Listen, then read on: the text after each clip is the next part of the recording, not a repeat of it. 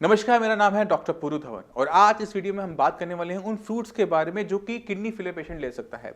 जब हम kidney failure patient को फ्रूट्स दे रहे होते हैं तो हमें पोटेशियम का ध्यान रखना पड़ता है क्योंकि पेशेंट गलती से भी वो फ्रूट्स ना खा ले जिनके अंदर पोटेशियम की मात्रा ज़्यादा है, क्योंकि अगर पोटेशियम बॉडी में ज़्यादा जाएगा तो इकट्ठा ज़्यादा होगा क्योंकि किडनी से बाहर नहीं निकाल पाएगी और ये ज़्यादा पोटेशियम हमारे हार्ट को, हमारी शरीर को नुकसान पहुंचाता है। अक्सर पेशेंट को हार्ट अटैक आ जाता है। इसलिए वजह से कुछ फ्रूट्स किडनी फेलियर पेशेंट को पूरी तरह से मना होते हैं। तो आप अपना पेन उठा लीजिए, कॉपी उठा लीजिए और जो फ्रूट्स मैं आपको बता रहा हूं उनका सेवन आप कभी भी नहीं करेंगे अगर आप किडनी फेलियर के पेशेंट हैं तो सबसे पहला फ्रूट आता है बनाना, कीवी, एवोकेडो, ड्राई फ्रूट जितने भी हैं, कोकोनट। अगर ये फ्रूट्स हम अपने खाने पीने में से निकाल दें, इसके अलावा जितने भी फ्रूट्स बचते हैं वो लो इन पोटेशियम होते हैं, उनसे पोटेशियम की मात्रा बढ़ने के चांसेस कम होते हैं। मगर फ्रूट के साथ एक दिक्कत और होती है कि आधे जो फ्रूट्स हैं वो खट्टे हैं।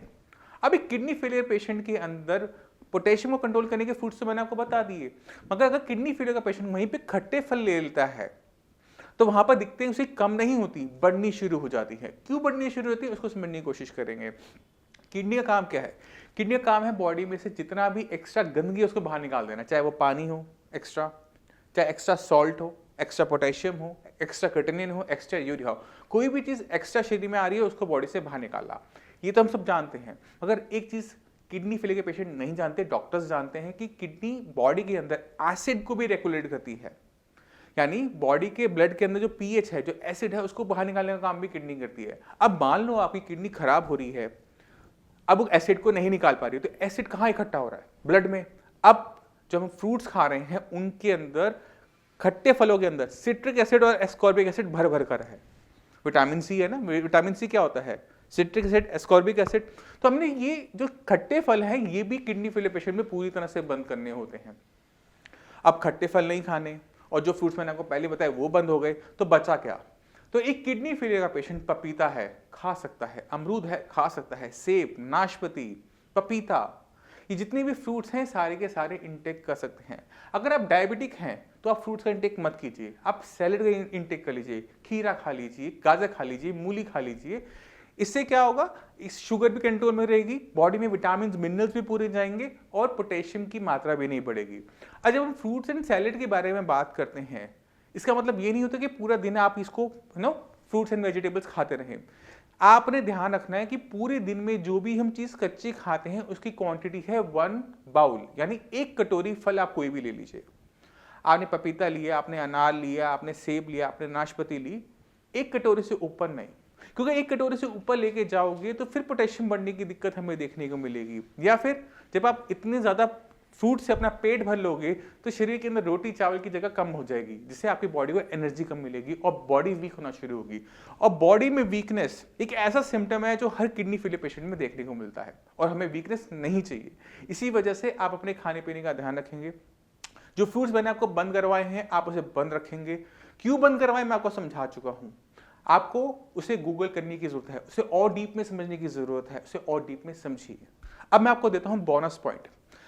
किडनी फेलियर पेशेंट के अंदर पोटेशियम की मात्रा को कंट्रोल करने के लिए हम फ्रूट एंड वेजिटेबल पे रिस्ट्रिक्शंस डालते हैं, मगर कुछ चीजें ऐसी होती हैं जिसे जाने अनजाने में खाने पर हमारी पोटेशियम की मात्रा जरूर से ज्यादा बढ़ जाती है।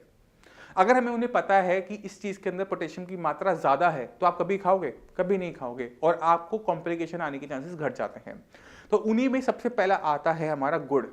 सर्दी का मौसम है, मैंने जैकेट डाल रखी है गरम गरम, मगर इस टाइम में सरसों का साग, मक्की की रोटी और गुड़ सबको पसंद आता है। मगर एक किडनी फेलियर का पेशेंट ना सरसों का साग खा सकता है ना गुड़ खा सकता है, क्योंकि गुड़ गन्ने से बनता है, गन्ने का रस निकाला जाता है, उसे कढ़ाई में पकाया जाता है, फिर जाके बनता है गुड़।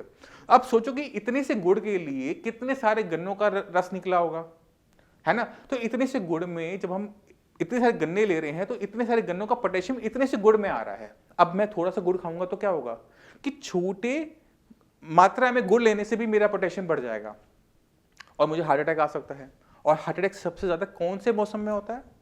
सर्दियों में। तो आपने ध्यान क्या रखना है कि गुड़ का इंटेक आपने नहीं करना किसी भी मौसम में, चाहे वो गुड़ हो, चाहे गज्जक हो, चाहे वो रेवड़ी हो, आप उसका इंटेक बिल्कुल भी नहीं करेंगे, क्योंकि वो आपके और आपकी फैमिली के लिए बहुत खतरनाक हो सकता है। अब चलते हैं दूसरी आइटम के ऊपर, वो है टाटा लाइट नमक। हम टीवी पे ऐड देखते हैं कि ये जो नमक है ये बीपी को कंट्रोल करने के लिए बना है, इसको लेने से बीपी कंट्रोल हो जाता है। और हमारे घर वाले प्यार से हमारे लिए वो टाटा लाइट नमक ले आते हैं और खाने में डालना शुरू कर देते हैं। दिक्कत कहाँ होती है कि घर वालों को ये नहीं पता होता कि उस नमक के अंदर 15% पोटेशियम क्लोराइड एडेड है आर्टिफिशियली। अब जब पोटेशियम इन रिच सॉल्ट आप इनटेक करते हैं तो बीपी तो आपका लो होता है, मगर पोटेशियम आपकी बॉडी से बाहर नहीं जा पाता और आपकी रिपोर्टों के अंदर पोटेशियम की मात्रा ज्यादा निकलकर आनी शुरू हो जाती है। हमें ये पोटेशियम नहीं चाहिए तो हम क्या करेंगे, हम या तो टाटा का नॉर्मल सॉल्ट ले लेंगे, मगर टाटा लाइट सॉल्ट का इंटेक बिल्कुल नहीं करेंगे। अब चलते हैं तीसरी आइटम के ऊपर और वो है जूस। जूस गर्मियों में सबको पसंद है ना। कभी हमें एप्पल का चाहिए, कभी हमें अनार का चाहिए, कभी हमें मौसमी का चाहिए। मगर जब हम जूस इंटेक करते हैं, खासकर किडनी फेलियर पेशेंट जब इंटेक करते हैं तो इस जूस के इंटेक की वजह से भी पोटेशियम की मात्रा बढ़नी शुरू होती है। आज जब मैं पेशेंट को कहता हूं कि आपने एक सेब खाना है, कहते हैं अच्छा डॉक्टर साहब मैं एक सेब ना खाकर 1 कप एप्पल जूस पी लूं, बात तो एक ही है। तो आपको इसे समझना पड़ेगा कि जब हमें 1 कप एप्पल जूस चाहिए होता है तो उसमें 2 या 3 सेब लग जाते हैं। यानी जब मैं 1 कप एप्पल जूस पी रहा हूं तो 2-3 सेब का पोटेशियम मेरी बॉडी में डायरेक्ट चला जाता है, मगर जब मैं 1 सेब खाता हूं तो सिर्फ 1 सेब का ही पोटेशियम मेरी बॉडी में जाएगा।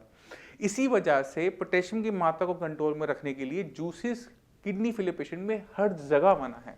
आप सूप ले लीजिए बट आप जूसेस नहीं ले सकते। तो अगर हम इन 3-4 चीजों का ध्यान रखते हैं फ्रूट्स के साथ साथ, तो हमारे लिए बहुत इजी हो जाता है पोटेशियम को कंट्रोल रखना किसी भी किडनी फेलियर पेशेंट में। तो ये छोटी छोटी बातें होती हैं जिसे अक्सर हम नजरअंदाज कर जाते हैं कि क्या फर्क पड़ता है ना। मगर आपने किडनी फेलियर पेशेंट ने इसे बहुत ध्यान से रखना है कि इन चीज़ों का इंटेक ना करें, पोटेशियम की मात्रा कंट्रोल करने में ये आपके बहुत हेल्पफुल रहेगा। अब मैं उम्मीद करता हूँ इस वीडियो से आप काफ़ी कुछ समझ गए कि फ्रूट्स कौन से खाने हैं, गुड़ क्यों नहीं खाना, जूस क्यों नहीं पीना। फिर भी आपके माइंड में कोई भी डाउट हो, कुछ भी पूछना चाहते हो तो नीचे दिए नंबर पे कॉल कर आप हमारे डॉक्टर से बात कर सकते हो। हमारा इतना बड़ा यूट्यूब चैनल है, एक एक वीडियो देखो आप किडनी फेलियर के ऊपर तो आपको बहुत कुछ मिलेगा किडनी फेलियर से रिलेटेड। अब इसी के साथ आप सभी से मैं चलने की आगे चाहूँगा। मिलते हैं अगली वीडियो में, तब तक के लिए नमस्कार।